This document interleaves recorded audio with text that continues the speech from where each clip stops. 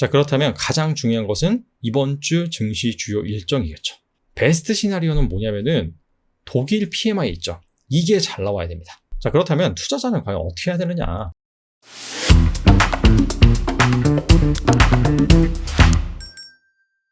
지난 19일 미국 증시 종료와 함께 원달러 환율이 무려 1335원까지 치솟았습니다. 장중에는 조금 더 올라서 거의 한 1440원 가까이 오르기도 했습니다.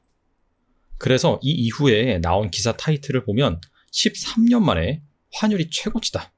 13년 전이라고 한다면 글로벌 금융위기, 이때 당시에 환율 쇼크로 인해서 거의 1,500원까지 갔었죠.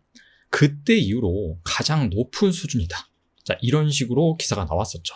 자, 미국 증시도 별로 좋지 않았어요. S&P 500 지수 같은 경우에는 1.3% 정도 하락을 했고요. 나스닥은 2%가량 급락을 했습니다. 비트코인 역시 크게 빠졌습니다. 이거는 실시간 데이터를 일요일날 제가 이제 캡처를 해서 보여드리는 거기 때문에 하락률은 크진 않지만 이 차트를 보시면은 확실히 17일, 18일 이 양일에 걸쳐서 비트코인이 한 10%에서 15% 단기간에 급락한 것을 알 수가 있습니다. 7월 이후로 계속해서 이 반등장을 이어왔는데 갑작스럽게 추세가 전환이 되는 여러 가지 지표 관점에서 일이 발생을 한 것이죠. 자, 이에 따라서 2차 하락이 찾아오는 것이 아닌지 우려가 커지는 상황인데요. 최근 하락의 이유를 짚어보고 이번 주 주요 일정에 따라서 과연 지수의 방향성은 어떻게 갈 것인지, 자, 투자자라면 또 어떻게 대응해야 할지 알아보도록 하겠습니다. 일단 최근에 이 증시 반등의 이유를 크게 두 가지로 정리해 볼 수 있을 것 같습니다. 첫 번째, 경기에 대한 우려가 너무 심했다. 한 6월달, 7월달까지만 하더라도 미국의 2분기 이 GDP 성장률이 마이너스로 나올 것이다.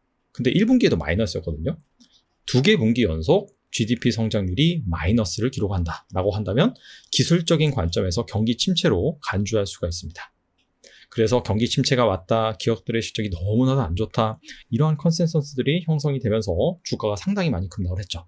자, 하지만 여러 가지 이후에 나온 경제 지표를 확인해 보니까 경기 침체라고 하기엔 고용도 괜찮고 소비도 생각보다 견조하고, 자, 이런 흐름들이 이어진 것이죠. 자, 그런 부분에 있어서 지수가 반등한 측면이 있고요. 두 번째 같은 경우에는 인플레이션이죠. 자, 올 들어서 가장 핵심 키워드 하나를 꼽자면 바로 인플레이션입니다. 근데 인플레이션 이 데이터가 이 8월 CPI가 발표되면서 예상치를 크게 하회를 하면서 확실히 이제 인플레 피크 아웃이 확인이 되었구나. 앞으로는 좀 둔화가 되겠구나. 그렇다면 연준이 금리 인상을 그렇게 강력하게 하지 못할 것이다. 이런 부분들이 배경이 되어서 증시가 약 한 달 동안 계속해서 상승하는 흐름을 불러왔습니다. 자, 반대로 생각한다라고 한다면 이 두 가지 요인 중에 한 가지가 다시 우려를 키우는 그런 방향으로 현재 흘러가고 있다라고 볼 수가 있겠죠. 자, 대표적으로 최근 이 연은 총재들의 발언을 정리를 했는데 이 대부분의 연은 총재들이 계속해서 이 매파 스탠스를 이어가고 있습니다. 여기 대표적인 4명의 연은 총재 이름을 기재를 해놨고요. 이 연은 총재들의 성향이 무엇인지, 매파인지 비둘기파인지, 매파 같은 경우에는 강력한 긴축을 주장하는, 자, 그런 성향의 연은 총재다라고 보시면 되고, 비둘기는 좀 온건파라고 보시면 될 것 같아요. 자, 먼저 세인트 블러드 연은 총재의 발언을 살펴보면 9월 FOMC 회의에서 기준금리를 0.75%포인트 인상하는 것을 지지한다, 이렇게 밝혔습니다. 자, CME에서 제공하는 패드 와치에 따르면 0.75% 금리 인상 확률은 좀 낮은 편입니다. 한 20% 정도. 반면에 0.5%포인트 인상 확률이 한 40%에서 50% 사이입니다. 자, 근데 세인트 블러드 연은 총재 같은 경우에는 0.75%를 인상을 해야 된다. 근데 사실 세인트 블러드 연은 총재가 말을 바꾼 건 아니에요. 원래 한결같이 이분 같은 경우에는 올해 연말 이 목표 금리가 한 4%는 돼야 된다. 여기에 맞추기 위해서는 자, 9월 FOMC 때에도 0.75%를 인상을 해야 된다. 이렇게 밝히고 있는 것이고요. 다음에 토마스 바킨 연은 총재 같은 경우에는 경기 침체를 감수하더라도 인플레이션을 억제할 것이다 라고 얘기를 했습니다. 구체적으로 몇 퍼센트 올려야 된다라는 얘기는 안 했지만, 자, 이 얘기는 당연히 일반적인 빅스텝보다는 자이언트 스텝 확률을 더 가져가게 만드는, 자, 그런 발언이라고 볼 수가 있겠죠. 근데 이 두 사람은 원래 매파기 때문에 그냥 그러려니 할 수 있는데 이 두 사람이 문제예요. 닐 카시카리 같은 경우에는 원래 비둘기파적인 성격을 가진 연은 총재입니다. 근데 이분도 올해 말 3.9%, 내년 말 4.4%의 최종 금리 수준을 거론을 하고 있습니다. 그리고 찰스 에반스 같은 경우에도 인플레이션은 여전히 받아들일 수 없을 정도로 높아서 내년 말까지 4% 정도의 금리 인상이 필요하다라고 밝혔습니다. 근데 이 CME에서 제공하는 패드 와치에 따르면 이게 내년 1월 목표 금리 구간별 확률입니다. 자, 보시면은 3.5에서 3.75 가능성이 가장 높은 것으로 나타나 있죠. 근데 이 해당 연준 위원들의 발언을 종합을 해보면 못해도 한 3.75에서 4% 정도, 정말 심하면은 4%에서 4.25% 정도, 자, 그 정도를 얘기를 하고 있는 것입니다. 그렇기 때문에 최근에 이 인플레이션 피크 아웃으로 자, 이제는 연준의 이 긴축 스탠스가 좀 둔화되지 않을까라고 시장에서 좀 희망을 가져가 봤는데, 연은 총재들이 이런 강력한 매파적인 발언, 이런 부분에 의해서 시장이 다시금 조정을 받는 것이다 라고 볼 수가 있겠죠. 자, 실제 이 미국 채권 시장을 살펴보면요, 10년물 국채금리 같은 경우에는 거의 한 2.5%까지 하락을 했었어요. 8월 초에. 하지만은 다시금 상승을 해서 재차 3%를 돌파하려는 움직임을 보이고 있습니다. 미국 2년물 같은 경우에는요, 뭐 그렇게 많이 빠지진 않았어요. 왜냐하면은 이게 이제 물가 상승률이 둔화되고 긴축의 스탠스가 좀 늦춰진다. 자, 그런 부분이지, 이 절대적인 목표 금리 수준 같은 경우에는 자, 앞서서 보시다시피 어차피 3.5% 정도는 가야 되기 때문에 2년물 금리가 이 목표 금리랑 거의 유사하게 움직이잖아요. 그래서 2.8%까지 한때 빠졌다가 자, 최근에 다시 긴축 우려가 커지니까 3.2%, 3.3% 정도로 상승을 하고 있는 그런 상황입니다. 자, 근데 이 긴축의 우려가 가장 컸었던 6월 시장 같은 경우에 보시면 10년물 국채금리 같은 경우에는 한때 거의 한 3.4%까지 올랐고요. 2년물 같은 경우에는 한 3.3%, 4%까지 치솟았다는 것을 알 수가 있죠.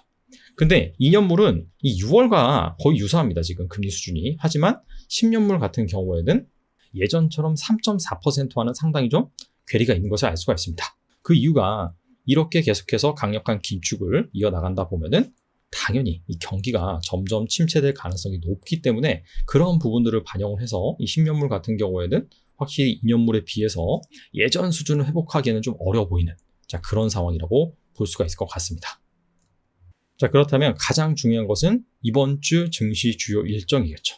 지금 현재 시장에서 우려하고 있는 바를 과연 불식시켜줄 수 있는 이벤트가 무엇인지, 자, 반대로 가중시킬 만한 또 이벤트는 무엇인지 하나하나 살펴볼 필요가 있습니다. 자, 먼저 22일 한국의 이 수출입 동향이 나옵니다. 8월 1일부터 8월 20일까지 수출입 동향이 나오는데 당연히 수출이 잘 나오는 것이 중요하겠죠. 만약에 수출 데이터가 잘 나온다라고 한다면 이 부분은 원화 강세 요인으로 작용을 하고요. 자, 그러면서 상당히 높게 치솟았던 환율이 좀 다소 안정될 수 있습니다. 자, 화요일도 은근히 중요합니다. 7월에 미국 제조업 서비스업 PMI가 발표가 되고 마찬가지로 독일의 제조업 서비스업 PMI가 발표가 됩니다. 자, 일단 베스트 시나리오는 뭐냐면은 독일 PMI 있죠. 이게 잘 나와야 됩니다. 그 이유가 최근에 이 유로와 달러 환율이 계속해서 다시금 내려가고 있는 상황입니다. 자, 지난 6월에 유로존의 위기가 부각이 되면서 유로와 달러의 1대1 패러티가 잠깐 깨지기도 했죠. 이 부분이 시장에 상당히 좀 악재로 작용을 했었습니다. 근데 웬걸 최근에 다시금 이 유로의 가치가 달러 대비 계속해서 약세로 가고 있습니다. 이런 부분이 앞서서 살펴봤듯이 원달러 환율이 치솟는 핵심 요인 중에 하나라고 볼 수가 있거든요.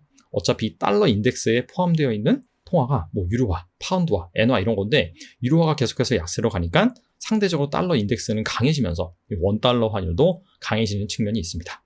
근데 만약에 이 독일의 제조업 서비스업 PMI가 생각보다 잘 나온다라고 한다면 유로화 강세 요인으로 작용할 수 있거든요. 근데 반대로 너무 안 나왔다라고 한다면 이 유로화 약세 요인으로 작용을 하면서 1대1 패러티가 깨질 수가 있습니다. 이 부분은 좀 악재라고 볼 수가 있겠죠. 환율을 더욱더 자극하는 요인이니까.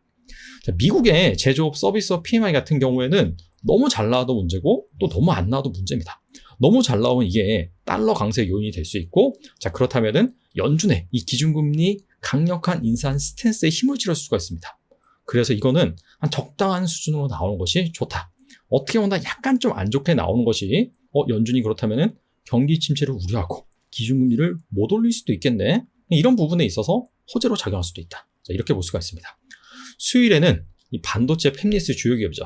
엔비디아의 실적 발표가 있습니다.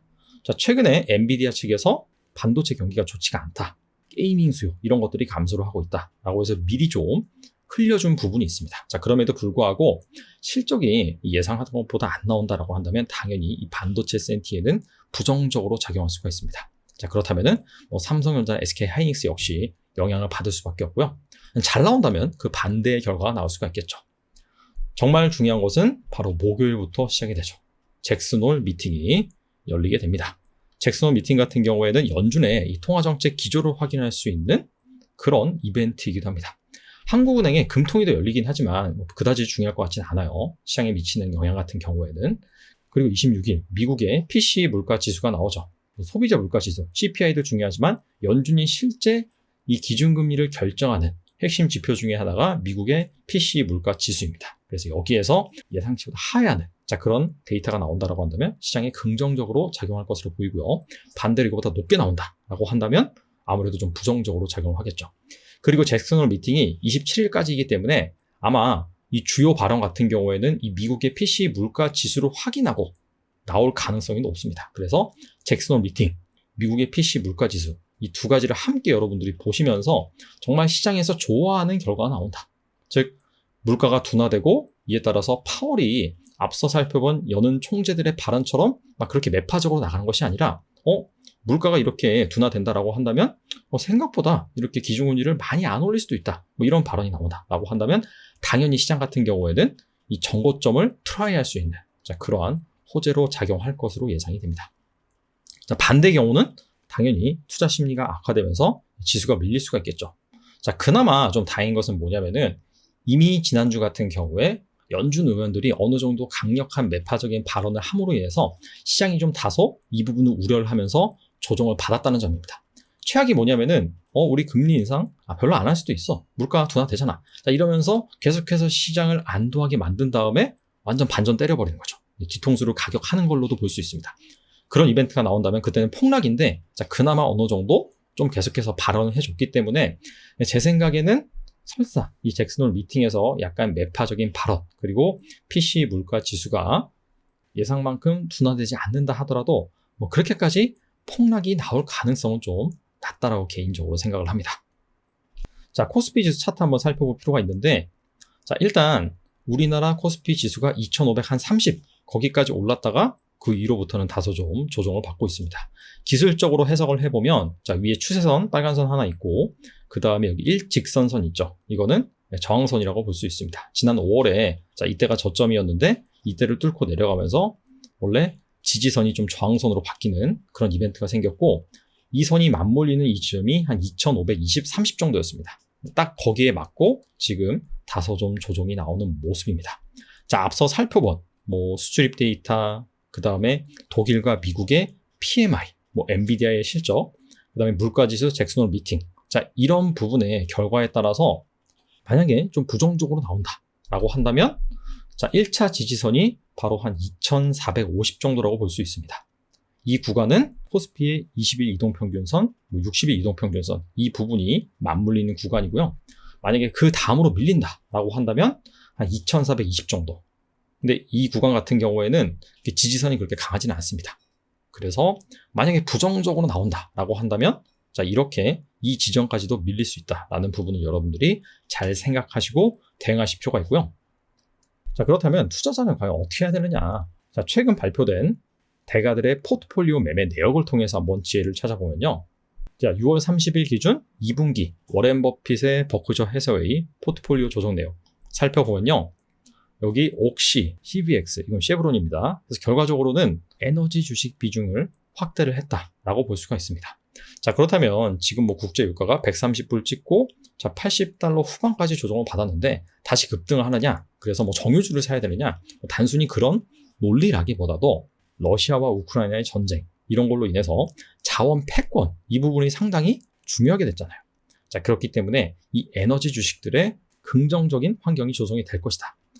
단순히 이 전통 에너지뿐만 아니라 신재생 에너지 여기에다가도 지금 적극적으로 이 글로벌 자금들이 몰리고 있잖아요. 이런 부분들 잘 살펴볼 필요가 있고 우리나라 증시에서는 조선기자재 이런 주식들이 수혜주라고 볼 수가 있겠죠. 육로 운송에서 해상 운송으로 바뀌면서 발주가 많이 일어날 수 있는 그런 차원에서 매수세가 몰리는 종목들입니다. 추가적으로 에너지 개발에 따른 플랜트 업체 그런 업체들 역시 같이 연관지어서 볼 수 있을 것 같아요. 자, 그 다음에 브리지워터를 운영하는 또 레이 달리오의 포트폴리오를 보면 지난 2분기에 어떤 주식을 많이 늘렸냐? 결과적으로는 미국 주식 비중을 많이 늘렸다. 자, IBB, 이게 S&P 500 지수를 추종하는 ETF죠. 이것도 많이 늘렸고, 헬스케어 주식, 그 다음에 마스터카드, 구글이랑 메타. 즉, 미국 주식을 늘렸는데 전반적으로 미국 주식 비중을 확대하는 가운데 개별 기업 몇몇에 좀 더 포커스를 두면서 지분을 확대하는 모습이에요.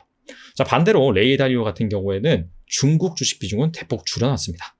아무래도 이 중국 주식이 한 4월달 저점을 찍고 한 6월달까지는 강한 반등세를 보였는데 그때 아마 대거 처분하지 않았나 생각이 됩니다.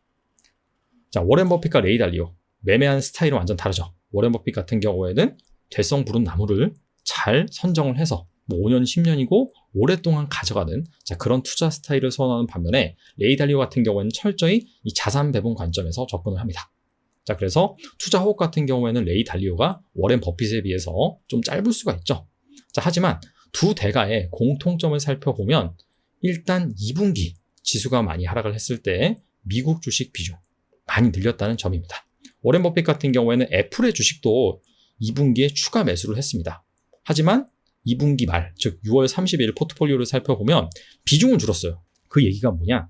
다른 주식 비중을 더 많이 늘렸기 때문입니다. 즉 전반적으로 현금을 많이 가지고 있다가 미국 주식 비중을 늘리는데 사용을 했다. 레이 달리오 같은 경우에는 앞서 말씀드린 것처럼 중국 주식은 줄이고 미국 주식 비중을 늘렸다. 즉 한마디로 6월 폭락장 같은 그런 상황이 왔을 때는 확실히 이 미국 주식이 싸다라는 메시지를 전달해 주는 것이고요.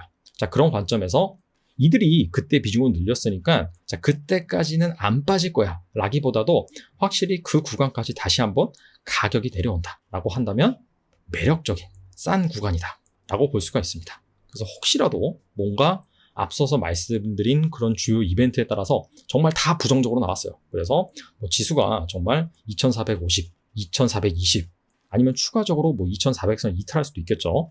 그렇다고 한다면 확실히 싼 구간이긴 하니까 그런 데서는 좀 비중을 늘려봐도 좋지 않을까 생각을 합니다. 자, 아무튼 이번 주 한 주 주요 이벤트를 잘 살펴보시고 여기에 따라서 어떻게 대응할지 현명하게 대처하셨으면 좋겠습니다. 감사합니다.